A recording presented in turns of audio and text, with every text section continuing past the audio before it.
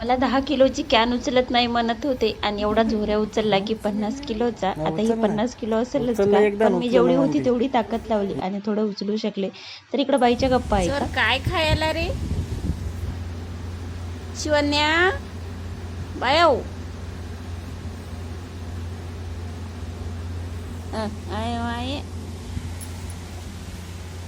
मम्मू बायव तू का करायली काय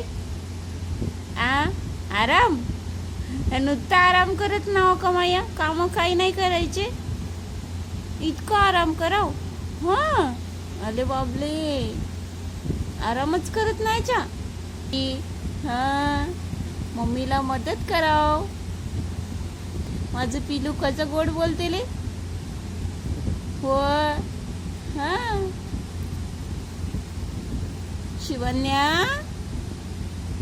शिवन्या वय का माझी शिवकन्या.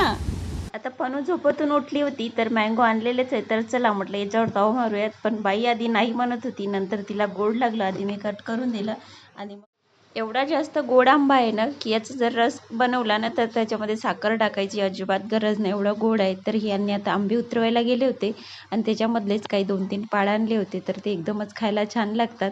तर आम्ही तेच घेऊन बसलो होतो. आता बाईचे पप्पा आणायला तर जातात परंतु ते खात नाहीत, त्यांना आवडत नाही खायला वगैरे.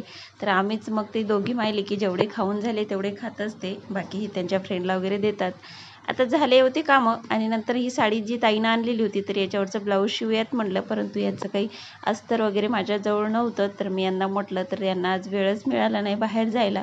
तर आता गावाकडे जायचं म्हणत होते, तर त्याच्या आधी म्हटलं शिवून घेऊयात. अचानक असं वातावरण बदललं. अशा वातावरणामध्ये यांना निंबू पाणी प्यायचं होतं, तर तेच त्यांचं चालू होतं. तर चला इथंच एंड करते, भेटू उद्याच्या व्लॉगमध्ये.